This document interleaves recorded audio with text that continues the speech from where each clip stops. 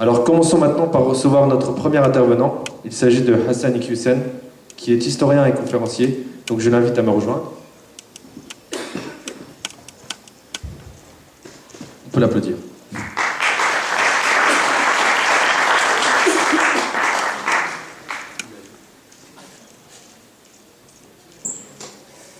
Alors, Hassan, avant de débuter votre intervention, nous souhaiterions vous connaître davantage à travers votre parcours universitaire et votre activité actuelle. Bismillah, alhamdulillah, wassalatu wassalamu ala rasulillah. En fait, actuellement, je suis l'imam de la mosquée d'Ekoda, je prêche là-bas. Je fais des conférences à peu près partout en France. Je fais des études d'histoire, parallèlement des études religieuses. Oui, j'ai un plaisir à connaître l'histoire de mes ancêtres, surtout l'histoire de l'islam, que malheureusement on n'a pas bien appris à l'école, puisque le programme d'histoire en France ne parle de l'islam qu'en 5e et en seconde, c'est ça? Vous avez oublié? 5e, seconde, mais ça ne dure pas longtemps, ça dure 2-3 heures. Malheureusement, c'est souvent l'histoire qui est faussée. Donc, faire de l'histoire, c'est connaître ses ancêtres, donc être fier de ses ancêtres quand ils ont fait du bien. Alors c'est l'événement qui a fait, c'est ce manque-là qui a fait que vous avez décidé d'épouser la carrière d'historien? Entre autres, effectivement. Mais si on ouvre le Coran, notre livre par excellence, on découvre qu'un tiers du Coran, il fait d'histoire. Donc pédagogiquement parlant, c'est fort et c'est parlant.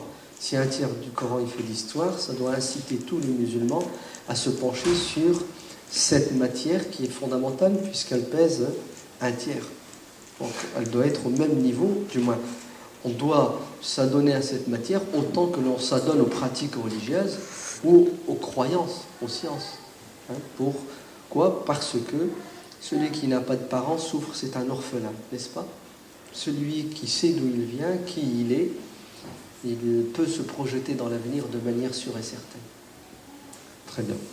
Alors, le débat sur l'islam proposé par la majorité présidentielle ne vous a-t-elle pas blessé en tant que citoyen français de confession musulmane? C'est plus que blessé. Il faudrait trouver des mots encore plus forts. Heureusement qu'on n'est pas cardiaque. Parce que si on l'était, on serait mort depuis longtemps. Physiquement parlant, mais psychologiquement, je crois qu'ils nous ont presque abattus. Puisque ça n'arrête pas. Avant, la cadence, c'était tous les 6 mois, tous les ans, on nous faisait un débat, un pseudo-débat sur l'islam. Aujourd'hui, c'est tous les 15 jours, je crois, non? Tous les 15 jours, on remue le couteau dans la plaie. Bon, il faut dire aussi que les présidentielles et les législatives approchent. Il faut bien détourner l'opinion publique de l'essentiel. Mais ça reste que ça a quand même un impact très négatif sur tout citoyen musulman qui, après des débats qui remontent au début des années 80 sur la citoyenneté, etc., on avait cru, on a pensé que c'était bon. On est des Français comme tous nos concitoyens français d'origine gauloise. Et là, on est en train de nous dire non, vous n'êtes pas français parce que vous avez encore une tare, d'accord, qui est votre religion. C'est presque si on est en train de nous dire, si vous voulez qu'on vous aime et qu'on vous accepte, débarrassez-vous de cette maladie qui s'appelle l'islam et vous verrez que là, vous serez vraiment comme nous. C'est ça qu'on ressent et c'est malheureux et même désolant pour notre pays, la France, le pays des libertés, des droits de l'homme, notre pays qui envoie des soldats à l'étranger, c'est ça, pour défendre des peuples qui subissent la tyrannie, la dictature. Je crois que notre armée a du boulot à faire en France parce qu'il y a vraiment des tyrans de la pensée en France. Des gens qui pensent qu'ils sont les seuls à décider de ce qui est bon et ce qui n'est pas bon, ce qui est vrai et ce qui est faux en France, et veulent l'imposer aux autres. C'est la dictature de la pensée. Elle s'exprime à travers les médias qui sont entre les mains de qui vous savez. C'est une catastrophe pour notre démocratie. Ok, très bien. Eh bien, sans plus attendre, je vous invite à prendre place pour nous exposer votre étude sur le thème « Français musulmans et fiers de l'être ».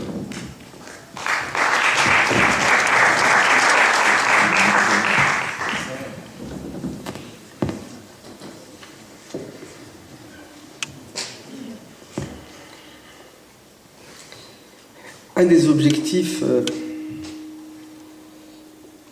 de de cette islamophobie, de cette propagande contre l'islam.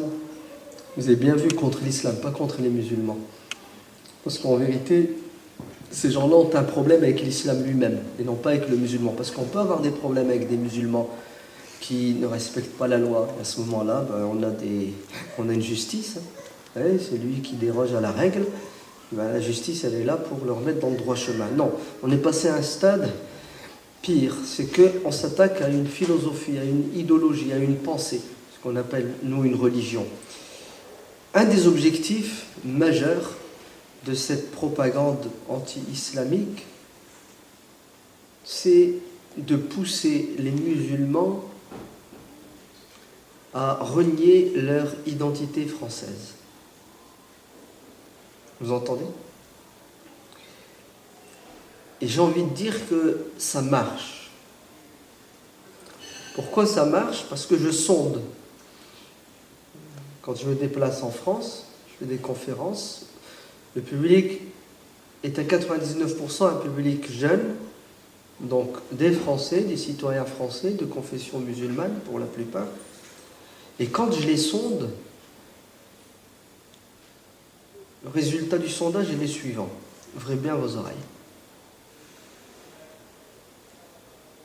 À la question « Vous êtes français, donc vous devez être fier de l'être, n'est-ce pas ?» Réponse « Non. D'ailleurs, je ne suis pas français. » Pourquoi? Parce que ils ne veulent pas de nous. Et même si moi je dis que je suis français, eux, les autres, disent que je ne suis pas français. Bah écoute, je ne suis pas français, voilà. C'est ça qu'ils veulent entendre? Ils sont contents, je ne suis pas français. Je suis algérien, je suis marocain, je suis tunisien, mais je ne suis pas français. Et voilà, on est tombé dans le piège tout simplement. Pourquoi? Car cette pression te pousse à ne plus être toi-même, tout simplement. Bon, je vais être direct, excusez-moi. Elle te pousse à devenir un déséquilibré. Eh oui. Tu t'imagines, tu es né en France. Tu as été scolarisé en France. Tu vis en France. Tu rêves en français. N'est-ce pas? Et si tu es normalement constitué, tu ne peux qu'aimer la France, car c'est ton pays. Comme on aime ses parents. Sauf certains parents.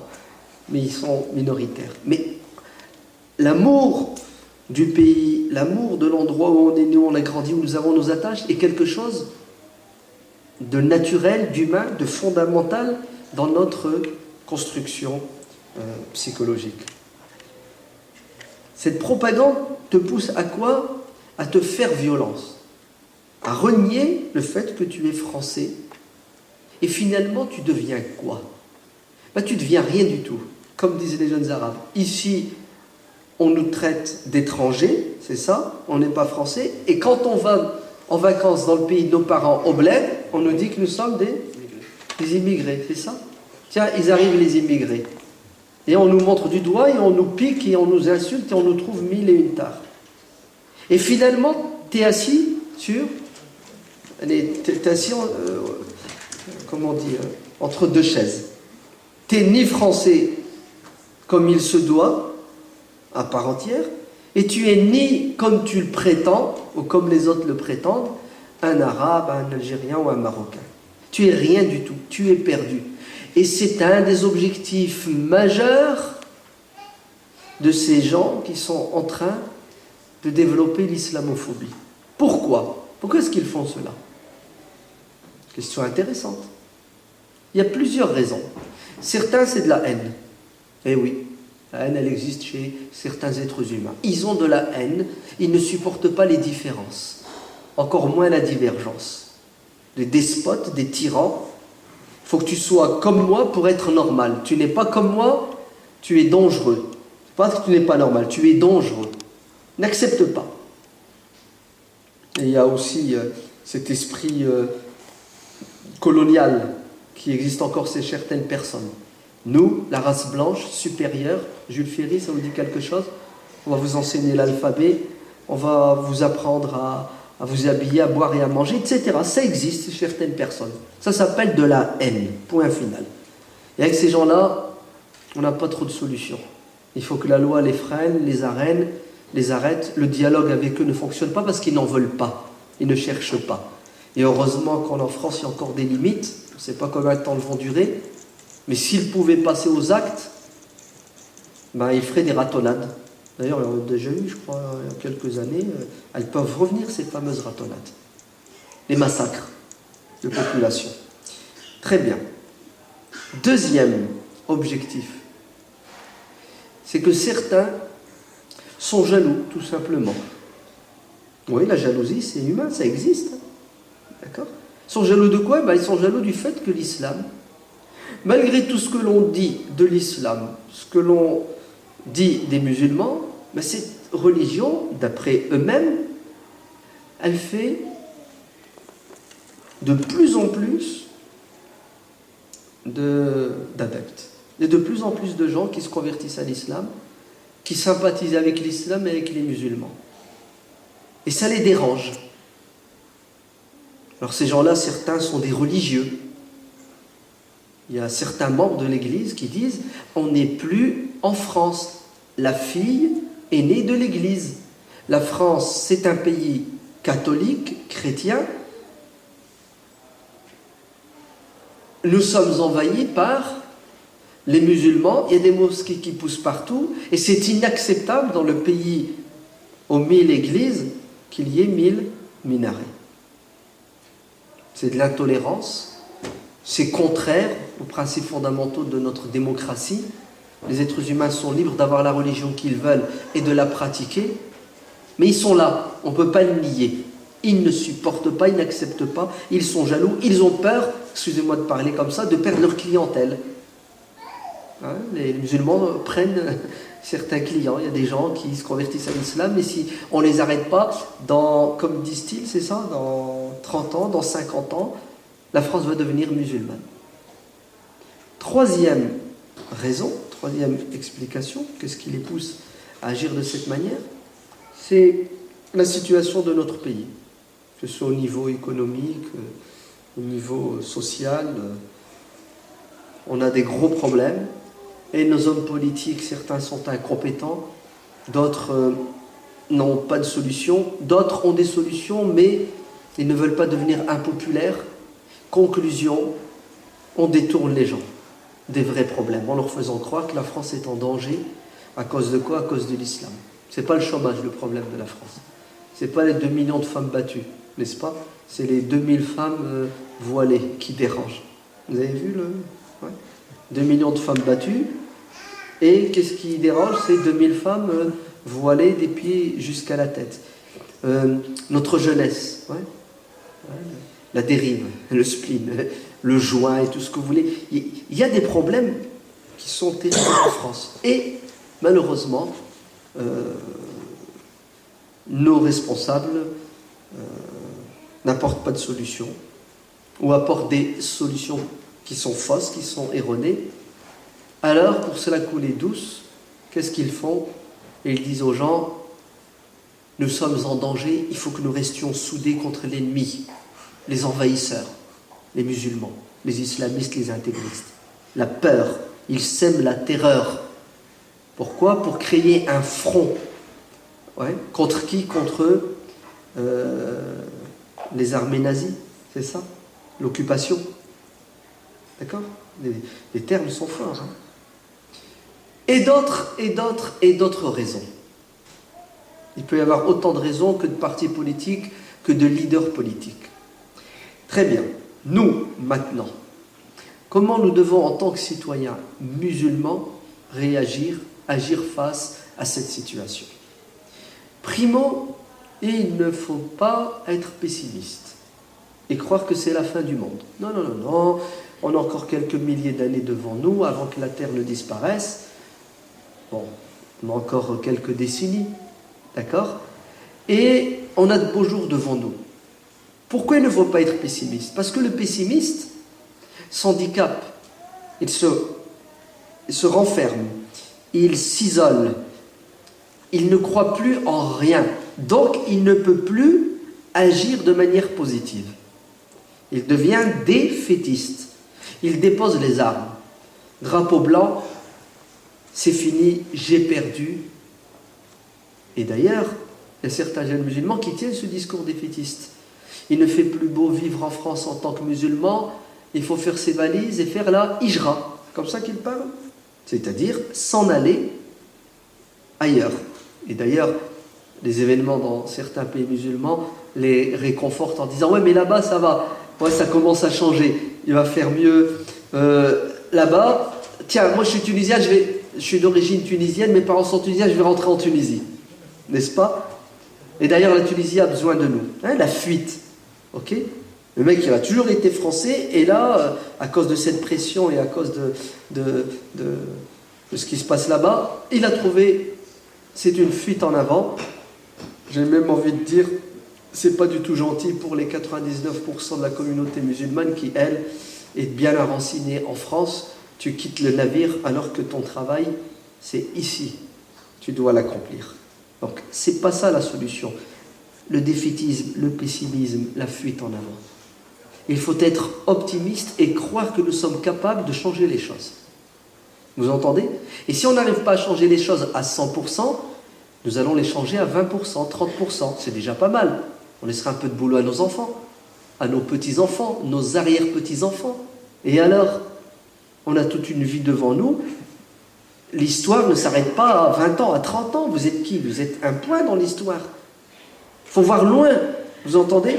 Il faut voir dans 5-6 générations, se projeter dans l'avenir et se dire que, Inch'Allah, la France sera le plus beau pays sur terre. Pourquoi? Parce que ce sera un pays où les juifs, les chrétiens, les musulmans, les athées, les homosexuels vont vivre en convivialité, fraternité. Chacun est libre de penser, d'agir comme il veut, dans un cadre défini par la loi.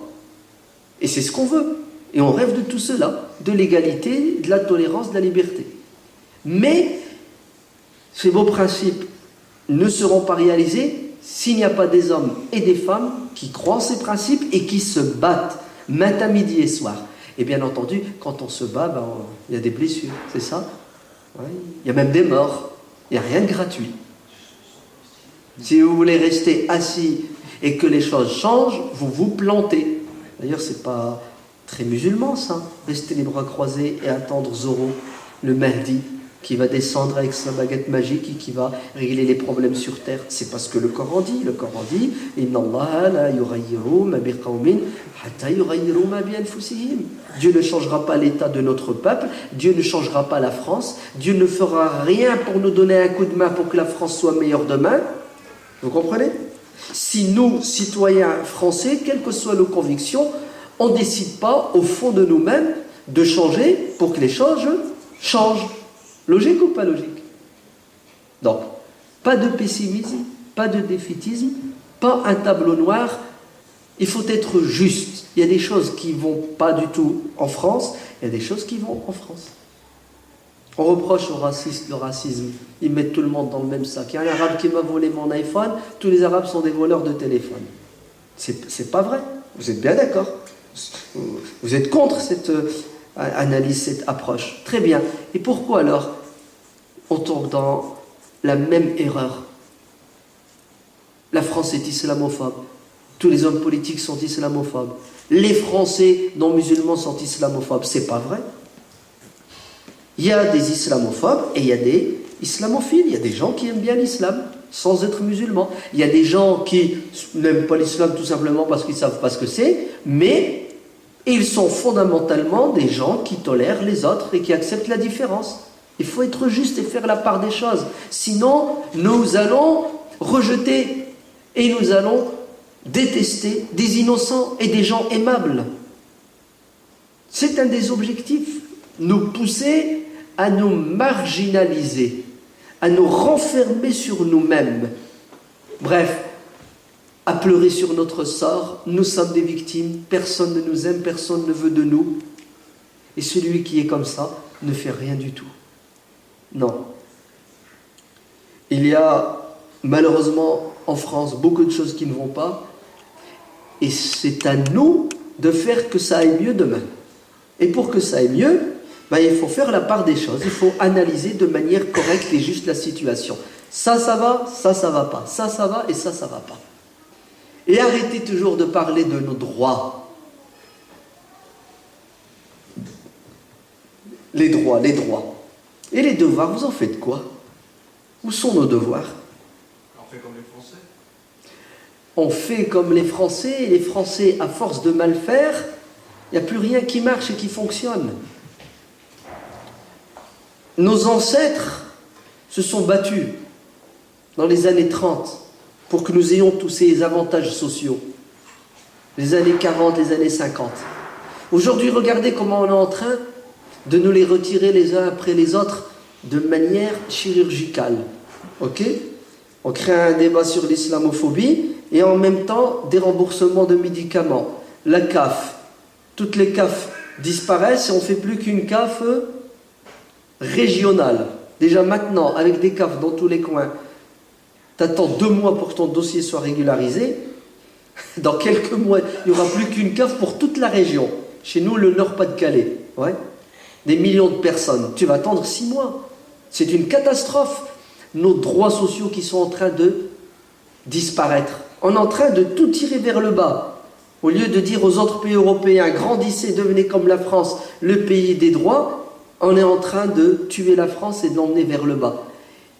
Regardez comment on se comporte. On pleure pour nos droits et on oublie nos devoirs. Et quels sont nos devoirs? Nos devoirs, c'est de nous battre pour que les acquis restent des acquis. Nos acquis ne doivent pas disparaître. On ne discute pas sur les acquis. On ne discute pas sur la sécurité sociale. C'est pas en la faisant disparaître qu'on a résolu le problème. On va créer un problème pire. Oui, il y a un trou de la sécu. Haïa, cherchons pourquoi. Et puis, essayons d'apporter des solutions concrètes. Et il y en a, hein. Il y a des solutions. Mais on sait tous que les hommes politiques sont de connivence avec les capitalistes. Et ce sont eux qui décident. Et la majorité des gens sont indifférents ou sont détournés des vrais problèmes. Hein, la télévision, cette nouvelle drogue, Internet, etc. Et puis les faux problèmes. Moi, ça m'arrive, moi, de sonder les jeunes. Est-ce que vous êtes au courant de cette nouvelle réforme qui est lancée depuis quelques années de l'administration française? Rien du tout. Rien. Les gens sont au courant du chien de tel footballeur qui a perdu une dent et ne sont pas au courant de ce qui se décide pour leur santé demain. Quand tu vas avoir mal à la dent, tu ne trouveras pas d'argent pour te soigner. Ou bien il faudra une mutuelle à 400 €. Et on se la coule douce. Alors ouvrez bien vos oreilles. Nous avons des droits et on doit se battre pour nos droits. Walakin, nous devons nous battre avec la même ardeur pour assumer nos devoirs. Vous entendez? Nos devoirs. Je vous donne un exemple tout simple. Aujourd'hui, il y a des manifs dans certaines villes de France contre l'islamophobie. C'est bien. J'applaudis, j'acquiesce, je suis d'accord. Et quand il y a eu des manifs pour la retraite, alors, on les a vus, les citoyens de confession musulmane, dans la rue, battre le pavé pour dire la retraite, la retraite? Non. J'ai fait des sondages, levez la main ceux qui sont sortis manifester pour les retraites. 1, 2, 3, 4. C'est bon, baissez les mains. C'est un miracle. Bon, René n'est pas d'ici. Ouais. Mais ça fait 3. Non, mais c'est une catastrophe. Masha'Allah. C'est une catastrophe. On est un peu égoïste quand même. Hein. Vous ne trouvez pas? Hein, on touche à l'islam, hop, on se réveille. Pourquoi vous avez touché mon bébé? Non, non, non, touchez pas l'islam. On touche à d'autres communautés, on touche à des fondements de la société. C'est l'insouciance. C'est pas de notre part un méchant, mais on est ailleurs. Hein, notre pays, on ne le saisit pas encore. On n'a pas encore compris réellement comment il fonctionne. On ne sait pas encore où les choses se décident et qui décide. On est le dernier maillon de la chaîne de notre société et en fait on subit les ondes. Toujours avec du retard. Et quand on réagit, c'est trop tard. Parce que la réaction n'est pas bonne. Ce qui est bon, c'est l'action. Et l'action ne peut être que le fruit d'une pensée mûre, une stratégie. Et quelle est notre stratégie? On attend qu'il y ait un débat pour crier au secours, on est en danger. Très bien, le débat va passer. Ça va faire encore plus de gens qui vont sans doute détester l'islam. Peut-être des lois vont encore être votées pour réduire votre champ d'action et de liberté. Mais dans 6 mois, dans 1 an, il y aura peut-être un autre débat, pire que celui-ci, qui aura encore plus de conséquences. Aujourd'hui, il ne faut pas qu'on sorte d'ici en se donnant bonne conscience. On a parlé de l'islamophobie. Et demain, nous n'agissons pas. L'action, c'est ce qui est déterminant pour qu'une communauté, une société avance et évolue. Et qui donc voulez-vous? D'autres, si ce n'est vous, pour agir et défendre votre cause. Les homosexuels, quand ils sont en danger, ils se mobilisent, ils se battent et ils défendent leurs convictions, leur manière d'être. Et je leur tire mon chapeau. Les musulmans, quand on les agresse, où sont-ils? Où sont-ils? Il faut le reconnaître, nous sommes absents. Les homosexuels sont à l'Assemblée. Les homosexuels sont un lobby. Vous êtes un lobby? Quel moyen de pression vous avez?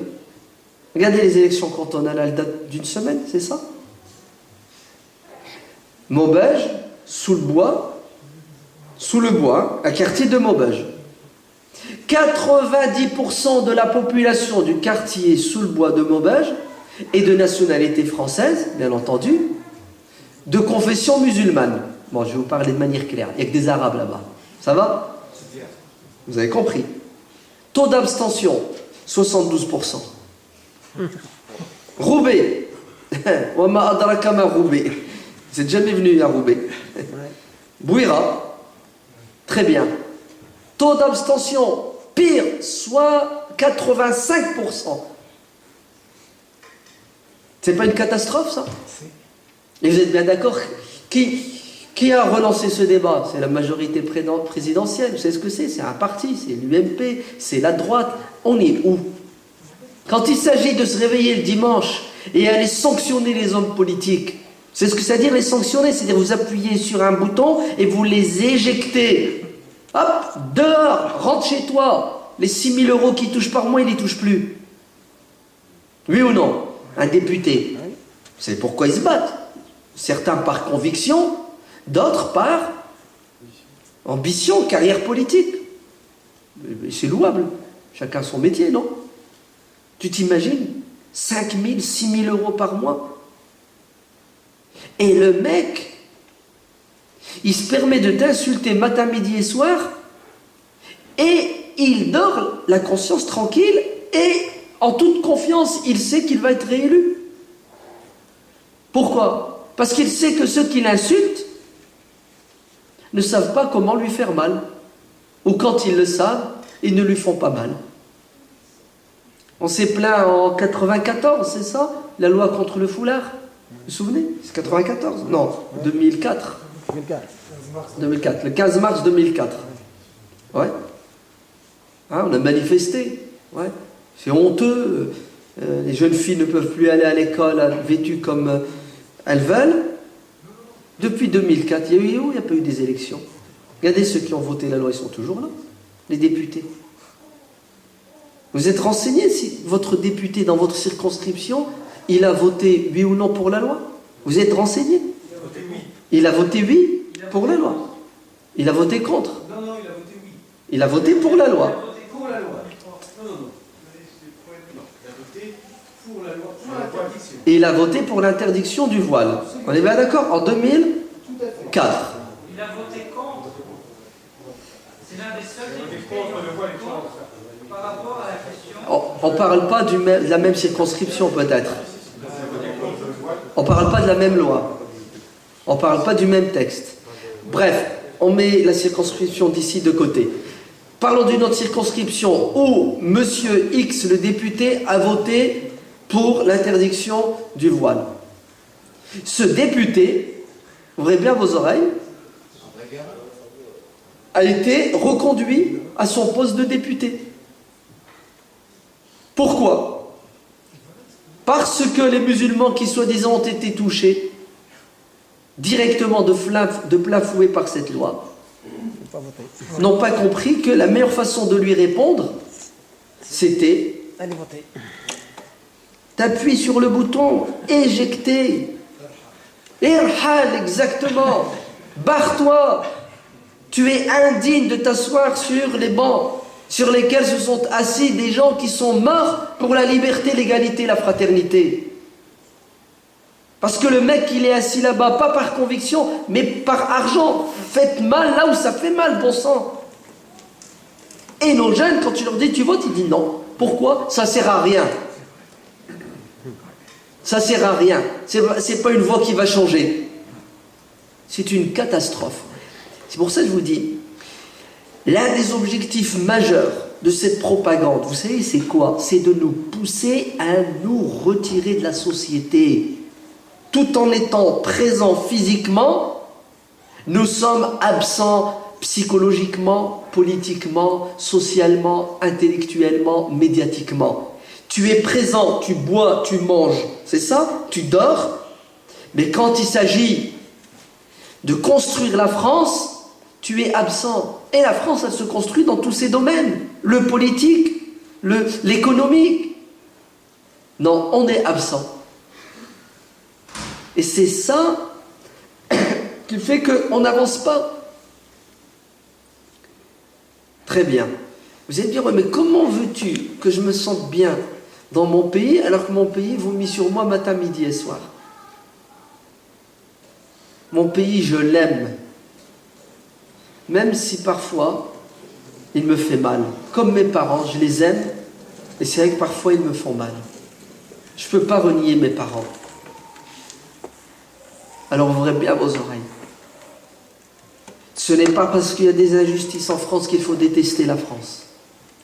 Ce n'est pas parce que certains de nos concitoyens français sont racistes, xénophobes, islamophobes, injustes, aveugles, que nous devons détester nos concitoyens français.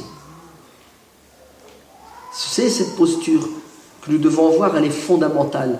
Car un endroit où tu te sens mal, un endroit qui t'étouffe, tu ne peux pas être utile et positif dans cet endroit-là. Impossible.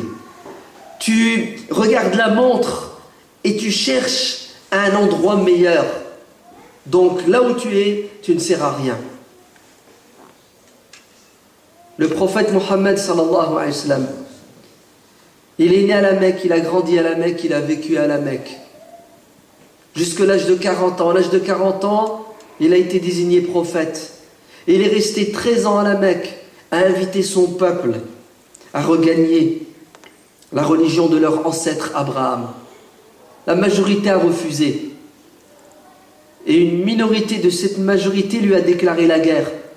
Si bien que la Mecque est devenue un enfer pour lui et ses adeptes. Est-ce une raison valable à l'époque? Était-ce une raison valable pour que le prophète déteste la Mecque? Pour que le prophète quitte la Mecque? Non, vous savez ce qu'il a dit quand Dieu lui a dit de quitter la Mecque et d'aller à Médine? Parce qu'il ne pouvait plus pratiquer sa religion et la transmettre. Vous savez ce qu'il a dit? Il s'est retourné, il a regardé la Mecque avec les larmes aux yeux en disant: tu es l'endroit sur terre que j'aime le plus. Et si mon peuple ne m'avait pas forcé à te quitter, jamais je ne te quitterai. Vous vous rendez compte? La Mecque, où il est maltraité, il ne veut pas partir. La Mecque où il y a des fanatiques, il ne veut pas partir. Et il reviendra victorieux à la Mecque. Et vous savez ce qu'il dira à ceux qui l'ont maltraité? Il leur dira: vous êtes libres, je vous pardonne. Vous avez entendu? Il revient à la Mecque 8 ans plus tard, victorieux. Et qu'est-ce qu'il dit à ceux qui la veille ont tué ses amis, ses disciples? Ceux qui la veille l'ont insulté de tout ce qu'il y a de plus dégradant pour lui. Ils ont attenté à sa vie. Parmi eux, des gens qui ont tué sa fille, sa propre fille. Vous savez ce qu'il leur dit?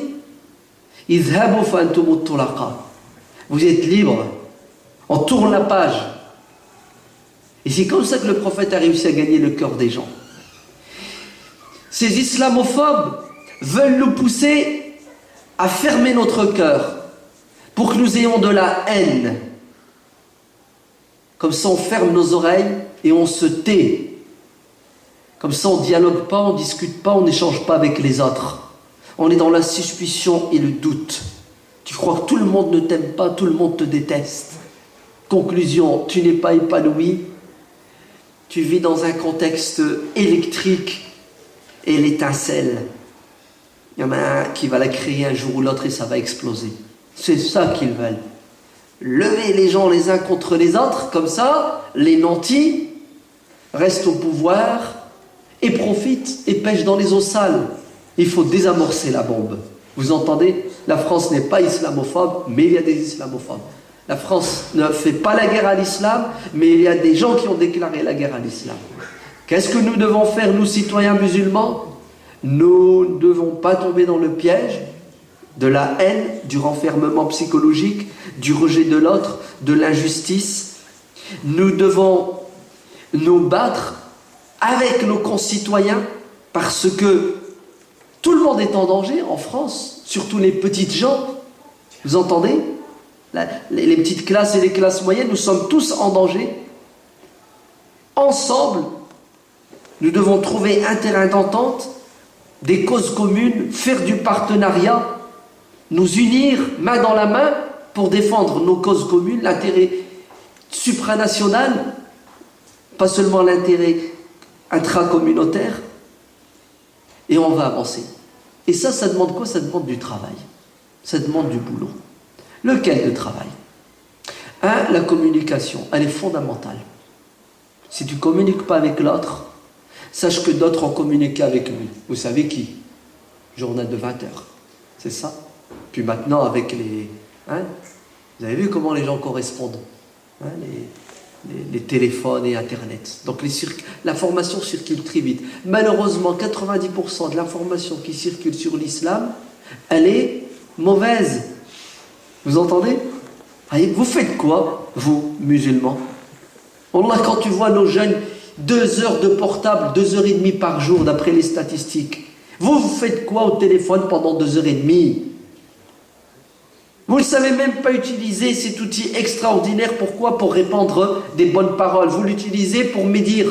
Vrai ou faux? Pour parler sur le dos de l'autre, pour véhiculer je ne sais quelle bêtise. Internet. Nos jeunes passent leur temps, des soirées entières sur Internet, à faire quoi? À tuer leur temps, à emmagasiner des images, des sons qui sont nocifs pour l'esprit, pour le cœur. Pourquoi vous n'utilisez pas ces moyens pour justement atteindre le maximum de personnes qui sont agressées matin, midi et soir par d'autres personnes en transmettant la haine?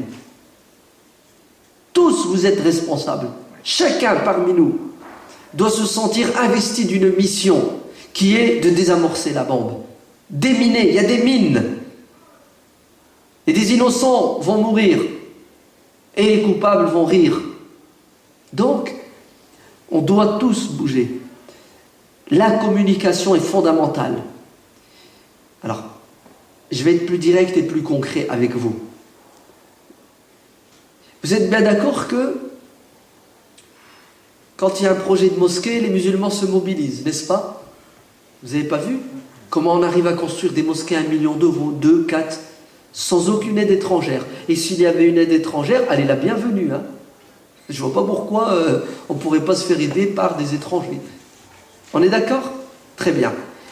La communauté musulmane en France arrive à quoi? Arrive à s'autofinancer dans des projets comme les mosquées et les centres islamiques.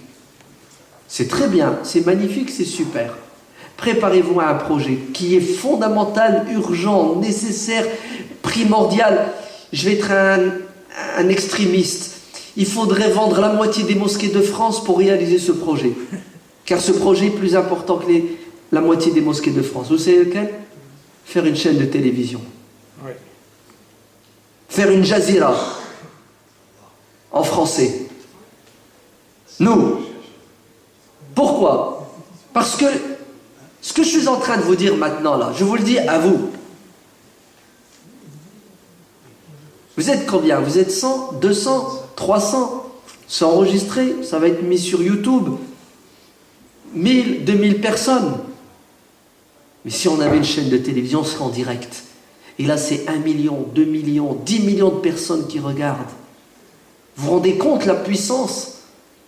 Mais ça demande quoi? Ça demande du fric et de l'argent. Eh oui, c'est plus avec 20 € de cotisation par mois à la mosquée qu'on arrivera à maintenir une chaîne en vie.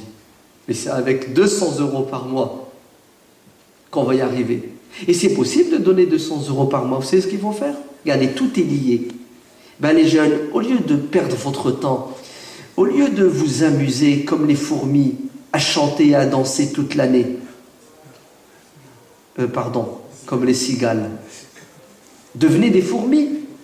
C'est maintenant que vous êtes jeunes que vous devez investir dans vos études pour avoir des diplômes conséquents, pour avoir des postes, pour que vous soyez à l'endroit qu'il faut, pour justement freiner, barrer, arrêter les flux sataniques. Mais non, nos jeunes, qu'est-ce qu'ils font? Ils ne veulent pas travailler à l'école, sous prétexte que le prof il est raciste, c'est ça? Sous prétexte qu'il ne m'aime pas, sous prétexte que je ne sais trop quoi. Résultat, regardez le niveau intellectuel et le niveau économique de la communauté. Il est catastrophique. Tu sais, nous sommes dans un monde qui est régi par une loi qui est sans pitié, qui s'appelle la loi du plus fort. Tu es faible, t'es mort. C'est la sélection naturelle. Al-baqa ou l'aslah. Maillon faible, allez hop. Ben voilà, tu es affaibli. Au niveau social, au niveau économique. Tu pèses pas. On aurait une dizaine de chefs d'entreprise dans le CAC 40. Hein? Eh ben oui. Non. Cette émission ne passe pas. C'est comme ça que ça marche. La pression. Quel est notre moyen de pression au niveau économique? Au niveau intellectuel, on aurait une dizaine de philosophes, une cinquantaine de philosophes à la Ramadan. Et mieux que Ramadan, ou juste en dessous de Ramadan. Alors, ça donnerait quoi? Ça donnerait des résultats extraordinaires. Mais non, nos jeunes, au lieu de s'adonner à la philosophie, sont des experts de la musique. Non, pas des Beethoven, hein, des Mozart. Non. Des experts pour écouter le bruit. Ouais. Le bruit, là, ils comprennent même pas ce qu'ils écoutent. Et après, on pleure et on se plaint. Il y a de l'islamophobie. Je vais être méchant et je veux dire, on n'a que ce que l'on mérite. Comme c'est un proverbe. Vos rois seront à votre image. Vous êtes bas, vous aurez des rois bas. Vous êtes fort, vous aurez des rois forts. Vous êtes respectable, vous aurez des gens qui vont vous respecter. Vous avez vu? Je remets la faute sur nous, hein? D'accord? Pourquoi je remets la faute sur nous? Pour qu'on change. Pour qu'on change. Parce que le verset coranique, il est clair. Inna Allah la yughayyiru ma biqawmin hatta yughayyiru ma bi anfusihim. Dieu ne changera pas l'état d'un peuple tant que chaque individu n'aura pas fait un effort sur lui-même pour changer son fort intérieur. Et je reviens à nouveau et j'incite sur le politique. Les hommes politiques sont sensibles à chaque voix. Votez bon sang. Votez, petits et grands, hommes et femmes. Même si vous n'êtes pas convaincus, votez pour le bien et l'intérêt d'autrui. Et arrêtez de croire que tous les hommes politiques sont des pourris. C'est pas vrai. Il y a des bons politiques et des mauvais politiques. Et arrêtez de croire que tous les hommes politiques ne cherchent que leur intérêt personnel. C'est pas vrai. Parmi les politiques, il y a des gens altruistes. Et arrêtez de croire qu'on ne peut pas changer les choses. C'est pas vrai. Il faut juste les bonnes personnes. Et c'est une honte pour nous. Vous entrez dans l'hémicycle. N'y allez pas, regardez juste la chaîne parlementaire. Est-ce qu'il y a un député pour défendre notre cause? Un.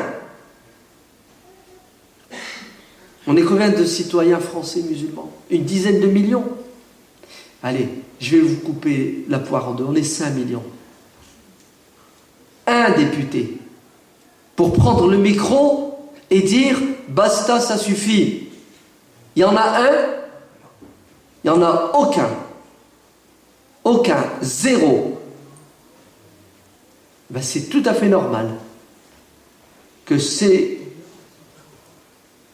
débats fassent rage. Parce que il n'y a personne dans l'hémicycle pour dire « arrêtez ». Maintenant, vous allez sortir, vous allez faire une manif. Demain, on n'entend plus rien. Par contre, vous voulez du concret? Allez, bismillah. On prépare les présidentielles et les législatives. Allez, maintenant. On les prépare maintenant. Vous êtes prêts? Vous voulez que je vous donne la recette pour les préparer? C'est tout bête, c'est tout simple. Vous tous, vous vous transformez en candidats. Comment? Vous faites du porte-à-porte pour sensibiliser les autres à voter, à s'inscrire avant le 31 décembre. Et vous vous engagez et vous jurez devant Dieu que vous allez faire inscrire au minimum, vous tous ici, 10 personnes. 10 personnes. Vous avez dans votre entourage 10 personnes, dans vos connaissances. Vous en avez plus. Votre face de bouc, il y a combien de trucs? Il y en a une cinquantaine. Vous avez combien de personnes avec qui vous avez un contact? 100. Travaillez-moi ces 100 personnes pendant les 6 mois qui restent. Vous voulez des arguments? On va vous les donner. Normalement, vous devriez déjà les avoir. Vous les avez pas, on va vous les donner. Deuxièmement, une fois que vous aurez fait ce travail de terrain pour inscrire les gens, pour les sensibiliser, deuxièmement, vous allez désigner 1 ou 2 personnes parmi vous pour qu'elles se présentent aux législatives. Pas aux présidentielles. C'est une peine perdue. Plus tard, dans 50 ans. Maintenant, aux législatives. Et vous tous, vous allez être derrière cette personne. Même si elle a des défauts, même si elle n'est pas la meilleure, même si elle est imparfaite, même s'il court pour lui-même, j'en ai rien à cirer. Je veux qu'il y ait dans l'hémicycle un musulman, un demi-musulman, un quart de musulman, un dixième de musulman. Un musulman dont l'arrière-arrière-grand-père était musulman. Il y a un début à toute chose. Pourquoi vous êtes des extrémistes, c'est tout ou rien?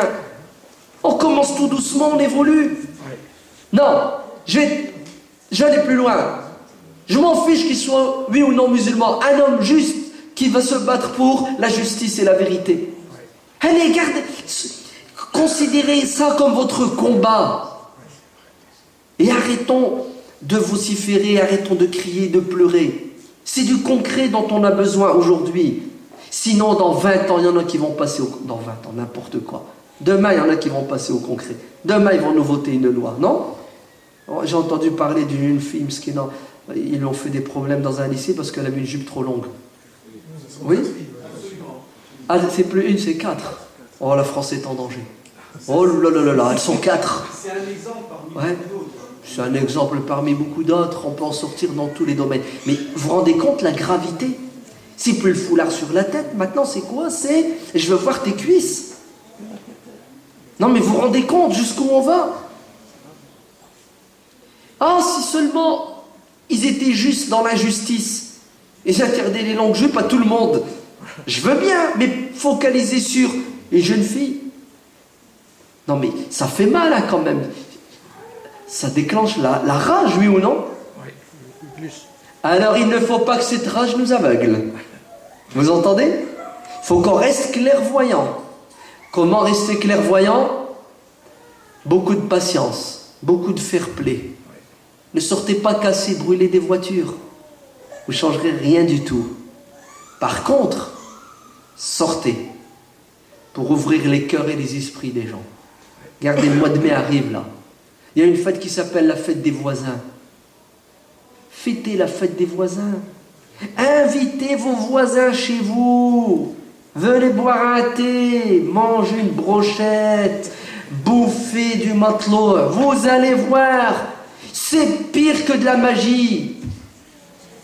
Vous vous rendez compte, vous asseyez 2 heures avec une personne naturelle, vous parlez naturellement. Non, non, non, les musulmans ne sont pas des monstres. J'ai bu un thé avec eux, ils sont généreux, ils sont hospitaliers, ils sont gentils. En plus, sa femme, elle était voilée quand elle m'a servi. J'ai eu peur au début, mais tout compte fait, non, au contraire, elle est très sympa. Et je comprends mieux pourquoi ils sont comme ça, ils font ceci. C'est pas ça du concret, dites-moi. Oui, oui. On est 10 millions. Si les 10 millions invitent leurs voisins, ça fait 5 millions de voisins qui ont été touchés. Et la mosquée doit faire la fête des voisins. Les mosquées doivent faire des journées portes ouvertes, etc. Du concret, Allah yabarak fikoum. Mais qui doit le faire? Pas les pseudo-responsables de la communauté. Vous rêvez si vous croyez que cette communauté a des responsables. Elle n'a pas de responsables. Elle n'a pas de porte-parole. Les grandes organisations, c'est du pipeau et c'est du vent. Cette mosquée, cette religion, cet islam, son avocat, c'est vous.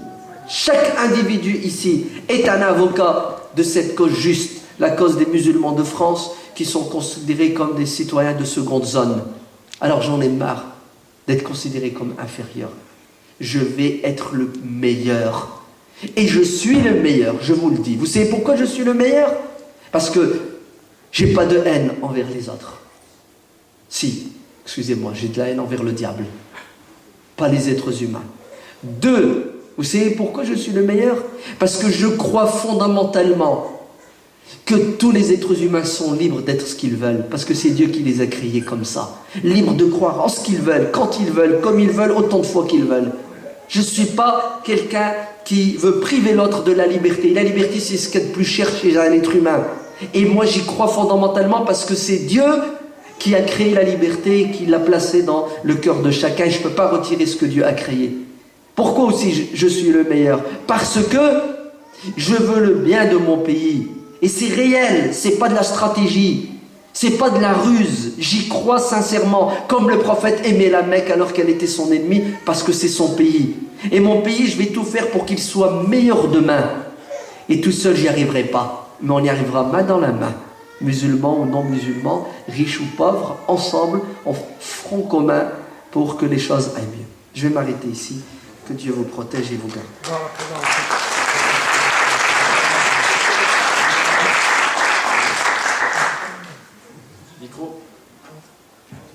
Bref, ouais. Alors, avant de faire réagir certaines personnes dans le public, la pratique de la religion provoque justement un certain remous dans la société française quant à la question du financement de certains lieux de culte, la prière sur la voie publique et tout ça. Donc, quel est votre avis là-dessus? Le financement des lieux de culte, ça ne regarde personne, sauf le fisc. De quoi je me mêle? Je finance ma mosquée comme je veux. En France, il y a quelqu'un qui s'occupe de l'argent, c'est le fisc. C'est légal, il rentre chez lui, il a perdu son temps, c'est illégal, il me taxe. Mais de quoi je me mêle? La mosquée, elle est financée comment? De quoi se mêlent ces journalistes et ces hommes politiques? Vous doutez? D'ailleurs, qui vous êtes pour douter? Vous vous rendez compte? Il suffit que quelqu'un doute, il jette l'anathème sur quelqu'un et la personne, elle est accusée, elle est condamnée, elle n'a même pas le droit de se défendre. C'est pas ton boulot, on a une administration qui surveille l'argent, d'où il vient et comment il est dépensé. Maintenant, comment les mosquées sont financées, j'ai envie de vous dire, je ne sais pas, ça ne me regarde pas. Parlez-moi de ma mosquée. Oui, je suis président d'une mosquée, je peux vous dire d'où vient l'argent. Vous savez pourquoi? Parce que je suis responsable. Et si j'ai pas de réponse, je vais aller en prison si demain j'ai un contrôle fiscal. Donc je sais d'où vient l'argent, j'ai un livret de tenue de compte, les cotisations, les dons, tout ça je le sais. Vous voulez le savoir? Venez. Venez, faites 400 km, je vais vous le donner. Non mais c'est quoi ça? C'est le financement des mosquées, financement... Allez, et alors? Je reçois de l'argent d'un bienfaiteur du Koweït, du Chili, du Zimbabwe. Mais il est bienvenu son argent. Et je voudrais qu'il y ait 1000 bienfaiteurs tous les jours qui me donnent de l'argent. Je ferai 1000 portes ouvertes tous les jours. C'est quoi ça? Subhanallah, on veut nous complexer, on veut nous pousser à... En fait, écoutez, c'est simple. On veut vous pousser à ne plus être musulman et à ne pas pratiquer votre religion, à ne pas être épanoui. Raison de plus pour que je le sois 10 fois plus, ne serait-ce que par entêtement. Deuxièmement, la pratique, cette histoire de musulmans qui pratiquent dehors, c'est encore de la foutaise. C'est de la foutaise.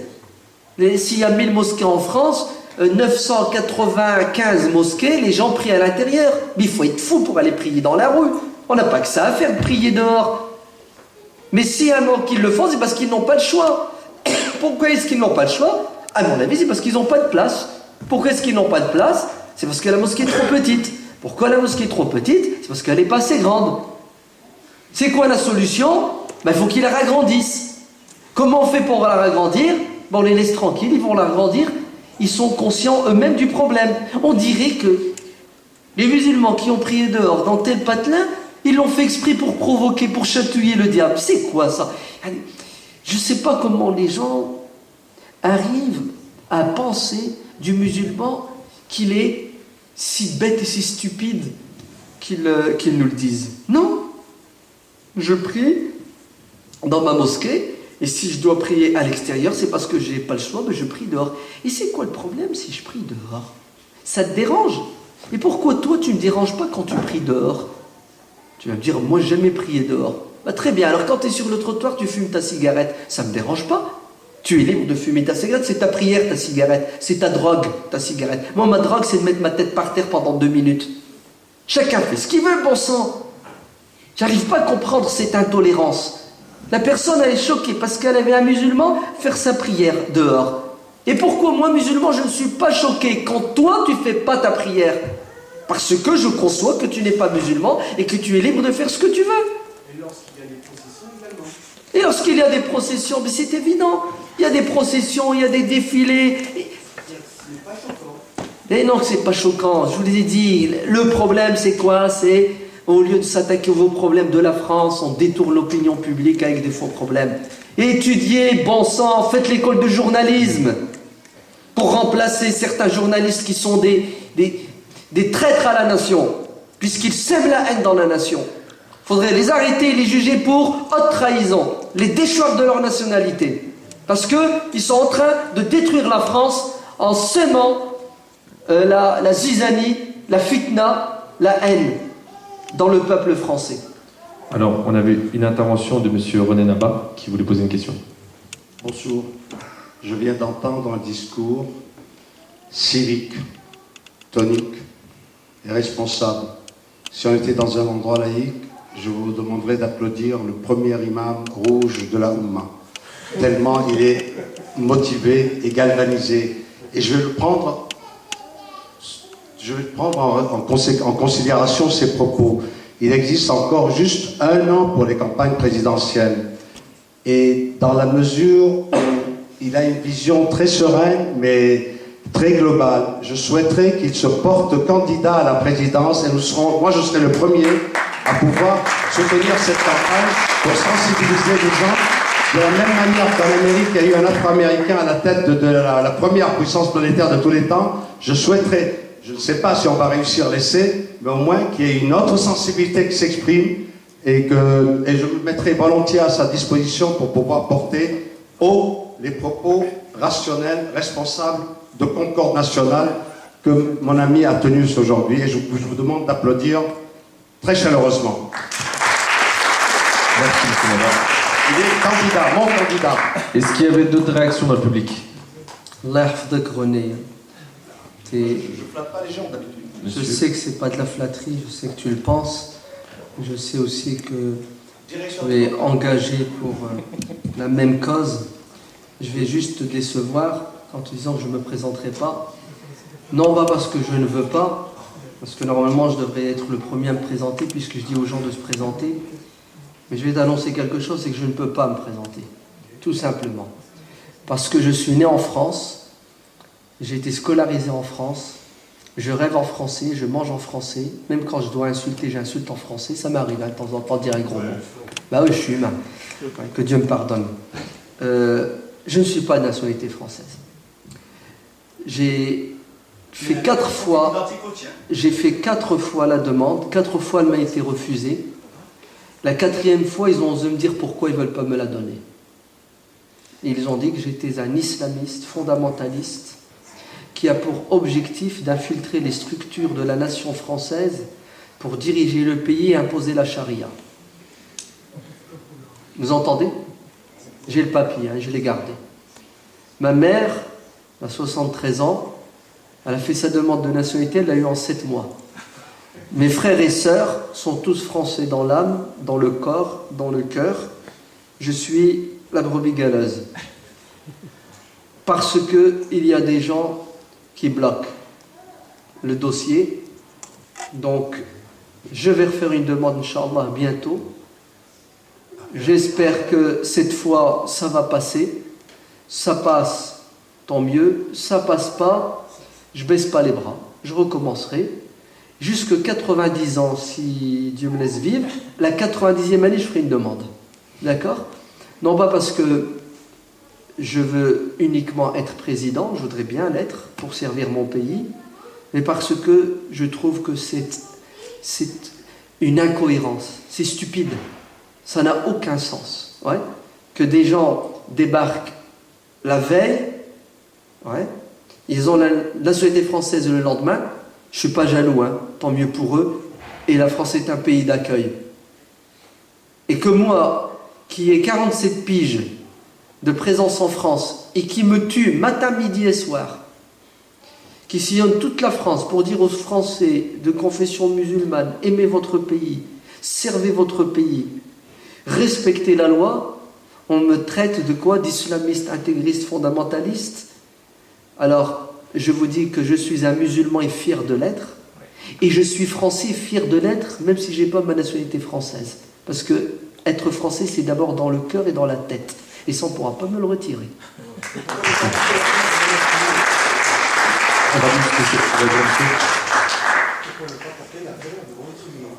C'est prévu. Ouais. Oui. Mes enfants sont français. Hein. Oui, monsieur. Je ne suis pas musulman. Je suis un ancien éducateur de quartier. Donc j'ai côtoyé beaucoup des Marocains, Algériens, Français. Ce que je voulais dire, j'applaudissais tout à l'heure quand vous avez parlé d'Internet. Je dirais, je vais grossir toute cette merde qui circule sur Internet, que des gens, excusez-moi, qu'il y a des gens comme nous, de la base, je ne suis pas politique, je ne suis pas riche, et qui nous bagarrons pour dire, mais qu'est-ce que vous connaissez des musulmans pour les critiquer? Ouvrez les yeux, vous ne savez rien des musulmans. Moi, j'ai des amis musulmans. Moi, je les aime. Et je crois, et ça, je me tourne vers les jeunes, parce que j'ai eu leurs grands frères, ils ont un sacré boulot à faire. Mais un boulot d'ouverture, comme vous avez dit tout à l'heure. Pas en faisant des conneries, pas en brûlant des voitures. En ouvrant les portes, en montrant comment le musulman, il est accueillant, comment il est gentil, et comment il sait donner. Et je crois que le prophète dit, il faut donner. Tout à fait. Voilà. Alors, aidez-nous aussi. Oui. Ensemble, on va travailler dans ce sens. Un bon exemple de tolérance et de fraternité. Allah vous bénisse. D'autres réactions? Adam? Peut-être. Alors, on va conclure parce que on a un autre intervenant qui est pressé. Merci infiniment pour cette intervention. On ne vous retiendra pas plus longtemps car je sais que vous aussi vous avez un emploi du temps chargé et que vous êtes attendu. Donc on vous souhaite une bonne fin d'après-midi. Je vous remercie pour votre invitation et je vous invite à rester, à continuer et surtout à écouter avec attention les intervenants, Vincent, René et Abdelaziz, et vous allez voir la qualité de leur discours, que ce soit dans la forme ou dans le fond. C'est avec des gens comme ça que la France avance et avec des gens comme monsieur l'ancien éducateur. Ne désespérez pas, Allah yabarak fikoum. Ouais. Soyez plein d'espoir, de vie et d'amour et on va changer les choses. Vous êtes d'accord? Allez, à la prochaine, salam alaikum.